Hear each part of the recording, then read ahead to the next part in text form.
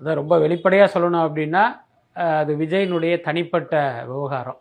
அது குறித்து வந்து நம்ம பெருசாக பேச வேண்டிய அவசியம் இல்லை. பட் அதே நேரம் கடந்த காலங்களில் இது குறித்தெல்லாம் நம்ம பூடகமாக பேசியிருக்கோம். அதனுடைய அர்த்தம் என்னென்னா, ஒரு பத்திரிகையாளராக அது ஒரு செய்தியாக நம்ம வந்து வெளியே கொண்டு வந்திருக்கோம், அவ்வளோதான். இன்றைக்கு அது வந்து அதிகாரப்பூர்வமாக அறிவிக்கப்பட்டிருக்கு. இந்த முடிவை விஜயும் சங்கீதாவும் எடுப்பதற்கு பார்த்திங்கன்னா அவரவர் தரப்பில் வந்து ஒரு நியாயமான காரணங்கள் இருக்கும். அதில் வந்து நம்ம நிச்சயமாக மறுக்க முடியாது. அதை வந்து நம்ம ஆராயவும் கூடாது, முடியாது. சங்கீதாவுடைய அந்த பெட்டிஷன்லேயே பார்த்தாலே சில தகவல்கள்லாம் அவங்க சொல்லியிருக்காங்க. அவங்க தரப்பில் அது உண்மையாகவும் இருக்கும், அதுலெல்லாம் மாற்றம் இல்லை. அதுக்கடுத்து பார்த்திங்கன்னா இவர் சொல்கிறது உண்மையா, இதுக்கு பின்னால் வேறு யார் இருக்கா, இந்த மாதிரியான ஒரு சீப்பான ஆராய்ச்சி நீங்களும் நானும் ஊடகங்களும் பண்ணுவது தேவையற்றதுன்னு நினைக்கிறேன். ஏன்னா இது போன்ற விஷயங்களில் வந்து அவங்களுடைய உணர்வுகளுக்கு மதிப்பளித்து நம்மளாம் ஒதுங்கி நிற்கிறது, அதுதான் நியாயமான விஷயம். பட் அதே நேரம் இந்த விவகாரம் என்பது, இந்த விவாகரத்து விவகாரங்கிறது நீங்கள் மேலோட்டமாக பார்த்தீங்கன்னா விஜய் சங்கீதாவுடைய தனிப்பட்ட விஷயம் போல் தோணும். ஆனால் கொஞ்சம் டீப்பாக பார்த்தீங்க அப்படின்னா இதுக்கு பின்னால் ஒரு அரசியல் இருக்குங்கிறதை நம்ம புரிஞ்சுக்கலாம். இப்போ நேற்று பார்த்தீங்கன்னா அந்த சங்கீதாவுடைய பெட்டிஷன் காப்பி அந்த நீதிமன்றத்தில் இது பண்ணால் அந்த பெட்டிஷன் காப்பி வந்து சோஷியல் மீடியாவில் ஷேர் ஆனதை நம்ம பார்த்தோம். பொதுவாகவே பெட்டிஷன் காப்பி யார்கிட்ட இருக்கும்னா, யார் பெட்டிஷனரோ அவர்கிட்ட இருக்கும், அந்த வழக்கறிஞர்கிட்ட இருக்கும். இப்போ நம்ம கேள்வி என்னென்னா, இது எப்படி சோஷியல் மீடியாவுக்கு வந்தது? அதுக்கப்புறம் அந்த இதை நீங்கள் கவனித்து பார்த்தீங்கன்னா தெரியும், கோர்ட்டில் இவங்க சப்மிட் பண்ணுறதுக்கு முன்பு உள்ள காப்பி அது. அது உள்ள பார்த்தீங்கன்னா நீதிமன்ற சீல்லாம் அதில் இருக்காது. அதாவது அங்கே கொடுத்ததுக்கு பிறகு வந்த காப்பினா நீங்கள் அதில் அந்த சீல்லாம் இருக்கும், இதில் சீல்லாம் இருக்காது, இவங்களுடைய சைன் மட்டும்தான் இருக்கும். அப்போ இது வந்து பொதுவெளிக்கு வந்திருக்கு அப்படின்னா யார் கொடுத்தது? சங்கீதா கொடுத்தாங்களா, சங்கீதாவுடைய வழக்கறிஞர் கொடுத்தாங்களா? சங்கீதா கொடுத்திருப்பதற்கு வாய்ப்பு இல்லை.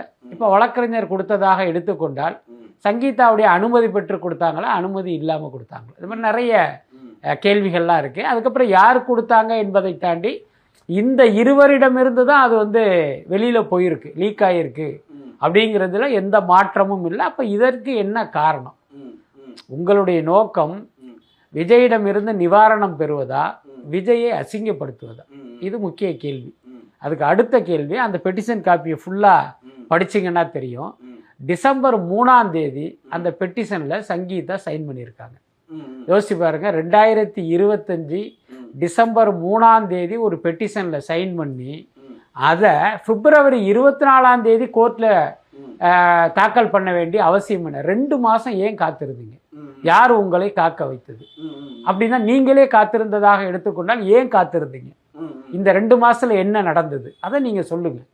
அதுக்கடுத்து 24ஆம் தேதியே இதை ஃபைல் பண்ணாங்க. 27ஆம் தேதி இரவு பார்த்தீங்கன்னா அது சோஷியல் மீடியாக்குள்ளே, 27ஆம் தேதி பகலில் வந்து அது சோஷியல் மீடியாவுக்கு வருது, ஒரு 3 நாள் கழிச்சு.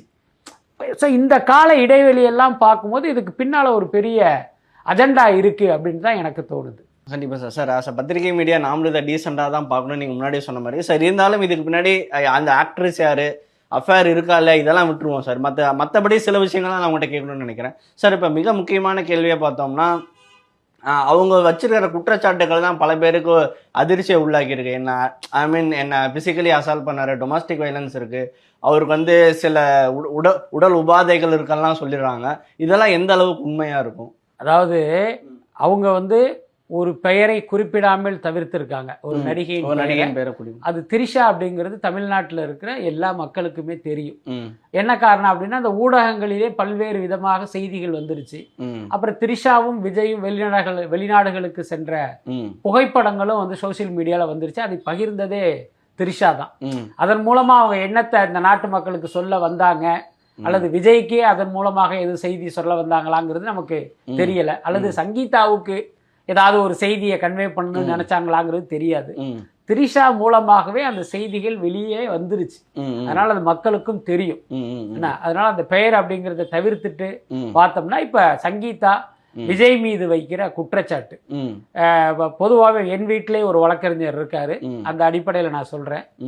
பொதுவாகவே பார்த்தீங்கன்னா நீங்க இந்த நீதிமன்றத்துக்கு ஒரு வழக்கு, முக்கியமா விவாகரத்து வழக்கு தாக்கல் செய்யும் போது என்னைக்கு இவரை பிடிக்கல அல்லது அவருக்கு என்னை பிடிக்கல, அதனால எனக்கு விவாகரத்து கொடுங்க அப்படின்னு நீங்க ஒரு மொட்டையா வந்து ஒரு ரீசனை, மொக்கையான ஒரு ரீசனை சொல்லி தாக்கல் பண்ணீங்கன்னா அந்த கேஸை எடுத்துக்க மாட்டாங்க, அல்லது உங்களுக்கு விவாகரத்து கிடைக்காது.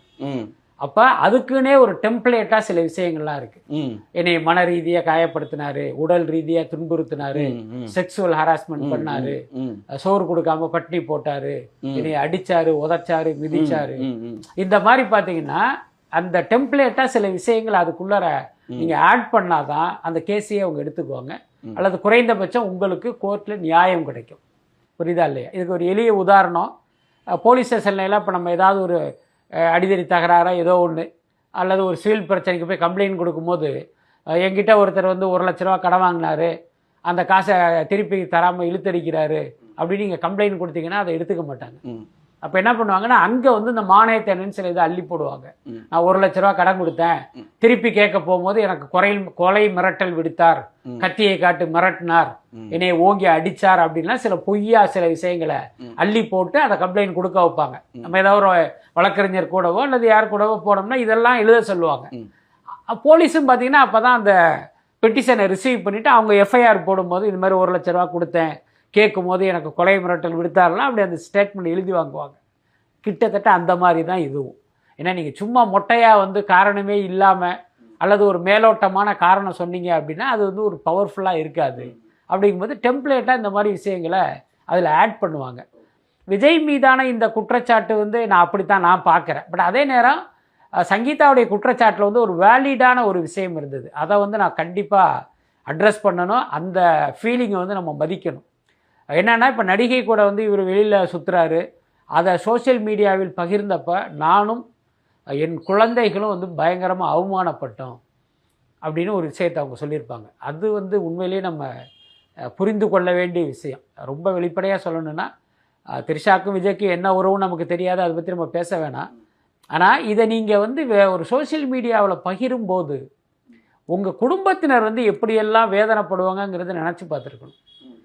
த்ரிஷாவுக்கு அதெல்லாம் நினச்சி பார்க்குற அளவுக்கு ஒரு பெரிய இது இருக்காது. ஆனால் விஜய் யோசிச்சிருக்கணும், இதை அட்ரஸ் பண்ணி அதை வந்து அவர் தடுத்து இருக்கணும். இல்லை இதை போடாதம்மா, இது நம்ம பர்சனலு, இதை நீ பொதுவெளிக்கு எடுத்துகிட்டு வராதேன்னு விஜய் சொல்லியிருக்கணும். அதை வந்து அவர் செய்ய தவறினார். அவர் செய்ய தவறியது அவங்களுக்கு எவ்வளோ பெரிய பெயினை கொடுத்துருக்குங்கிறத இந்த ஸ்டேட்மெண்ட்லேருந்து நம்ம புரிஞ்சிக்க முடியுது. முக்கியமாக விஜயனுடைய பொண்ணும் மகளும் எந்த அளவுக்கு அவங்க நண்பர்களை ஃபேஸ் பண்ணும்போது இடைஞ்சல்களை சந்திச்சிருப்பாங்க. நீங்கள் எது வேணாலும் எந்த கேள்வி வேணாலும் நீங்கள் சகிச்சுக்கலாம். இப்போ விஜயனுடைய மகனாக இருக்கிற சஞ்சய், என்னப்பா அவங்க அப்பா நடித்த சுறா படம் பயங்கர ஃப்ளாப் ஆகல அப்படின்னு ஒருத்த கிண்டல் பண்ணானா அதை அவன் சமாளிச்சிருவான். ஆனால் உங்கள் அப்பா வந்து த்ரிஷா கூட சுற்றுறாரு அப்படின்னு கேட்டால் அவனுக்கு பதிலே கிடையாது. இல்லை அவங்க 2 பேரும் ஃப்ரெண்டு அப்படின்லாம் இவனால் விட்டு கொடுக்க முடியாதுல்ல. அப்போ எந்த அளவுக்கு அவன் அவமானப்பட்டிருப்பான். அதை வந்து விஜய் யோசிக்க தவறியது வந்து சரியான விஷயம். நான் அடுத்த கேள்வி அதோ தான் வச்சேன். இப்போ நிறைய பேர் சங்கீதா அவர்கள் மேலே பல்வேறு குற்றச்சாட்டு வைக்கிறாங்க. இருந்தாலும் அவங்க கொடுத்த பெட்டிஷன் அவங்க சைடு இந்த நியாயம்லாம் இருக்குன்னா நீங்கள் என்ன நினைக்கிறீங்க? அதில் மாற்றமே இல்லை. ஏன்னா எப்பயுமே ஒரு விவாகரத்து அப்படிங்கும்போது அந்த விவாகரத்துக்கு நோக்கி நகருகிற அந்த பார்ட்னருடைய சைடில் உள்ள நியாயத்தை வந்து நம்ம புரிஞ்சுக்கிட்டு தானே ஆகணும். ஏன்னா இன்றைக்கி விஜய் மனைவி அப்படிங்கிறது ஒரு மிகப்பெரிய சமூக அந்தஸ்து இல்லையா? சங்கீதானா நமக்கு யாருன்னே தெரியாது, விஜயனுடைய மனைவியாகத்தானே அவர் நமக்கு தெரியும். அப்போ நேற்று வரைக்கும் நடிகை விஜயனுடைய மனைவி, நாளைக்கு தாவேக்காவை வெற்றி அடைந்து விஜய் முதல்வர் ஆயிட்டா முதல்வர் விஜயனுடைய மனைவியில் அது எவ்வளோ பெரிய அந்தஸ்து அது. அப்போ அதை ஒருத்தவங்க தூக்கி போட்டுட்டு இந்த வாழ்க்கையிலிருந்து நம்ம விடுபடணும்னு நினைக்கிறாங்கன்னா அவங்களுக்கு மிகப்பெரிய வேதனையும் வலியும் இருக்கும்ல. அதை வந்து நம்ம கண்டிப்பாக புரிஞ்சுக்கிட்டு தான் ஆகணும். இப்போ நம்மளுடைய வருத்தமெல்லாம் என்ன அப்படின்னா, உங்கள் வாழ்க்கை தோல்வி அடைஞ்சிருச்சு, அதை சரி பண்ண முடியாதுங்கிற ஒரு கட்டத்துக்கு வந்து நீங்கள் விவாகரத்தை நோக்கி நகர்றீங்க. அது நிச்சயமாக உங்களுக்கு ஒரு பெரிய மன நிம்மதியை கொடுக்கும் எதிர்காலத்தில். அதுக்கப்புறம் ஒரு பொருளாதார ரீதியாக பார்த்தீங்கன்னா இன்றைக்கி நீங்கள் ஜீவனாம்சம்னு ஒன்று கேட்க போகிறீங்க, ஏதோ ஒரு பெரிய தொகை உங்களுக்கு கிடைக்கும், அது உங்கள் வாழ்க்கைக்கு போதுமானது. பட் அதே நேரம் இந்த நேரத்தில் விஜயினுடைய அரசியல் பயணம் துவங்கி இன்னைக்கு அவர் தேர்தலை சந்திக்கிற நேரத்தில் இதை வந்து நீங்கள் பண்ணினதுக்கு பின்னால் வந்து ஒரு சந்தேகம் எழுது. சார் நான் முக்கியமான கேள்வி அதான் இன்டர்வியூட ஹோல் பாயிண்டே அந்த ஒரு கேள்வி தான். நேற்று நைட்ல இருந்தே தோன்ற எல்லாருக்கும் அந்த ஒரு கேள்வி தான். 2021 பிரச்சனை போகுதுன்னு சொல்றாங்க. லாக்டவுன் டைம்னு நினைக்கிறேன். அது அப்போ வந்து வேற ஒரு படம் லோகேஷ் கனகராஜ் மாஸ்டர் வந்துச்சுன்னு நினைக்கிறேன். அப்போ இருந்தே இந்த பிரச்சனை போயிட்டு இருக்கலாம். ஒன்று நீங்கள் 2022 சொல்லியிருக்கலாம், இல்லையா 2026 இந்த வருஷம் கடைசி நவம்பர் டிசம்பர்ல யாரை ஃபைல் பண்ணிக்கலாம். தேர்தலுக்குன்னு ஒரு 60 நாட்கள் 45 நாட்கள் தான் இருக்கு. அவரோட வாழ்க்கையோட மிக முக்கியமான கட்டமா எனக்கு சினிமாவில் வந்ததுலேருந்து அரசியல் பண்ணுன்றது தான் அவரோட ட்ரீமாவே இருந்திருக்கு. அவரோட ட்ரீமை அச்சீவ் பண்ண போற இந்த நேரத்துல, அந்த வெண்ணை திரண்டு வர போற நேரத்துல இந்த கேஸ் ஏன் போடணும்? அதுதான் பெரிய டவுட். இல்லை, ரொம்ப வெளிப்படையா ஒரு விஷயத்த சொல்லணும் அப்படின்னா, எனக்கு தெரிந்த உண்மை அது. அவங்க குறிப்பிடுற மாதிரி 2021 நாங்க பிரிஞ்சிருக்கோம்னு அவங்க சொல்றாங்க. அது உண்மை கிடையாது. 2017 2 பேருக்கும் பிரச்சனை வந்து அவங்க செப்பரேட் ஆகிட்டாங்க. அதுக்கப்புறம் அவங்களுக்கு பேச்சுவார்த்தை இல்லை. 2017 பிறகு பார்த்தீங்கன்னா இந்த ஃபார்மாலிட்டியான பேச்சு தான். என்ன ஆடியோ லான்ச் வந்தாங்க. அது கூட பார்த்தீங்கன்னா அது வெளி உலகத்துக்காக வந்த ஒரு விஷயம்தான். ஆனால் அப்போ இவங்களுக்குள்ள ரிலேஷன்ஸ் எப்படி இருந்துச்சுன்னா சும்மா ஹாய் பாய் மாதிரி தான். கிளம்புறேன், எப்போ வருவீங்க, சாப்பாட்டுக்கு வருவீங்களா, இந்த மாதிரி சில பேர் கணவன் மனைவிக்குள்ள சண்டை வந்ததுக்கப்புறம் அந்த இயல்பான பேச்சுவார்த்தை போய் அந்த சிங்கிள் வேர்டில் ஒரு கான்வர்சேஷன் போகும். அந்த மாதிரியான ஒரு இதுதான் விஜய்க்கு இருந்தது 2000 எனக்கு கன்ஃபார்மாக தெரியும். அப்புறம் 2021 அப்புறம் பார்த்தீங்கன்னா அது ரொம்ப தீவிரமாக மாறி ஒருத்தர் பேசிக்கிறது இல்லை. ஒரே வீட்டிலே ஒரு தனித்தனி தீவு மாதிரி வாழ்க்கைங்கிறது 2021 பிறகுதான். அதுக்கடுத்து அவங்க சொல்ற விஷயம் என்னன்னா, ஒரு நடிகையோட அவருக்கு ஒரு உறவு இருந்தது, அதனால இந்த மனமுறிவுன்னு சொல்றாங்க. எனக்கு தெரிந்து அது சீன் ஆர்டர் மாறுது. இந்த மனமுறிவுக்கு பிறகுதான் அந்த நடிகையினுடைய தொடர்பு விஜய்க்கு வந்திருக்குன்னு நான் நினைக்கிறேன். 2017 இவங்களுக்குள்ள இஷ்யூ வந்துருச்சு. அதுக்கு பல்வேறு காரணங்கள். அந்த காரணங்கள் திரிஷா கிடையாது. புரியுதா இல்லையா? ரொம்ப வெளிப்படையா சொல்லணும் அப்படின்னா, திரிஷாவும் விஜயும் கில்லிலே சேர்ந்து நடிச்சிருக்காங்க. புரியுதா இல்லையா? அப்ப 2 பேருக்கு உறவு அப்படின்னா கில்லிலேயே வந்திருக்கணும்ல. என்ன, ஒருவேளை வந்தும் இருக்கலாம். அது அன்னைக்கு சங்கீதாவுக்கு தெரியாதா, அல்ல தெரிஞ்சு அவங்க வந்து அதை கண்டு காணாமல் இருந்தாங்களா அப்படிங்கிறதெல்லாம் ஒரு கேள்வி. பட் ஆனால் எனக்கு தெரிந்து இவங்க 2 பேருக்குமான ஒரு அந்த செப்பரேஷன் வந்ததற்கு பிறகுதான் இந்த ரிலேஷன்ஷிப் வந்திருக்கும் அப்படின்னு நான் நினைக்கிறேன். ஓகே சார், இன்னொரு மிக முக்கியமான கேள்வி என்னன்னா, சோஷியல் மீடியாவில் தாவேக்காவோட தொண்டர்கள், விஜய் ரசிகர்கள் எல்லாருமே பேசிட்டு இருக்கிற விஷயம் என்னன்னா, இதுக்கு முன்னாடி திமுக இருக்கு அப்படின்ற மாதிரி தான் பேசுறாங்க. அவங்களோட அஜெண்டாவும் இதில் ஏதோ ஒளிஞ்சிருக்கு, அவங்க பின்னாடி யாரோ வந்து இயக்குறாங்க அப்படின்ற மாதிரிலாம் சொல்றாங்க. உண்மை என்ன? இல்லை, எனக்கும் அப்படித்தான் தகவல் வந்தது. ரொம்ப வெளிப்படையா சொல்லணும் அப்படின்னா, முதல்வருடைய சகோதரி செல்வி அவங்க வந்து சங்கீதாவுக்கு வந்து ரொம்ப க்ளோஸ். என்ன, ஒரு காட் மதர் அப்படி சொல்லலாமா, காட் ஃபாதருடைய பெண் பாலா இப்படி சொல்லலாம். என்ன, அவங்க தான் அவருக்கு வந்து ரொம்ப சப்போர்ட்டாக இருந்தது. கருணாநிதி குடும்பத்துக்கும் விஜய் குடும்பத்துக்கும் நீண்ட நாளாகவே வந்து ஒரு நல்ல நட்பு இருந்தது. எஸ்சிஎஸ்சி பார்த்தீங்கன்னா கடந்த காலங்கள்லாம் திமுக ஆதரவாளர், கருணாநிதியின் கதை வசனத்தில் படம்லாம் எடுத்திருக்காரு. ஸோ அந்த வகையில் அவங்க ரொம்ப க்ளோஸு. விஜய் கல்யாணம் பண்ணதுக்கு பிறகு பார்த்தீங்கன்னா அது 2 குடும்பமும் சந்திச்சதுல இப்போ பெண்களுக்குள்ள வந்து ஒரு நட்பு உருவாகும். ஸோ இப்போ இவர் அரசியல் அப்படின்னு வந்ததுக்கப்புறம் திமுகவை இப்போ ஸ்டாலினுக்கும் விஜய்க்கும் சந்திரசேகருக்கும் ஒரு பிளவு இருந்தாலும் இந்த பெண்கள் வந்து இந்த பஞ்சாயத்துக்குள்ளெல்லாம் வராமல் அவங்களுடைய நட்புங்கிறது அப்படி போயிட்டே இருந்தது.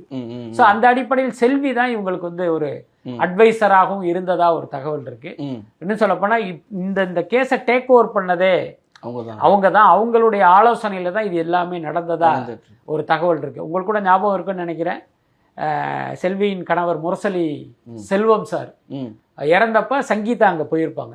விஜயே போயிருக்க மாட்டாரு, சங்கீதா போயிருப்பாங்க. என்ன காரணம் அப்படின்னா இவர்கள் மீது இருந்த அந்த நட்பு காரணமா தான் இன்னைக்கு வந்து விஜய் அரசியலுக்கு வந்து திமுகக்கு எதிராக கம்பு சுத்திக்கிட்டு இருக்கிற இந்த நேரத்தில் இவங்க வந்து சங்கீதாவை டேக் ஓவர் பண்ணிட்டாங்க. அப்போ அவங்களுக்கு நல்லது செய்வதாக வாக்குறுதி கொடுத்து இன்னைக்கு இப்படி ஒரு வேலையை பண்ணிட்டதா தான் நமக்கு ஒரு தகவல் இருக்கு. விஜய் ஃபேன்ஸ் என்ன நினைச்சாங்களோ அது கரெக்டாக தான் நடந்திருக்கு. விஜய் ஃபேன்ஸ்ன்னு இல்லை, இதை வந்து யூகிப்பதற்கு வந்து ஒரு பெரிய அறிவோ படிப்போ தேவையில்லை. 1 1 2 தானே.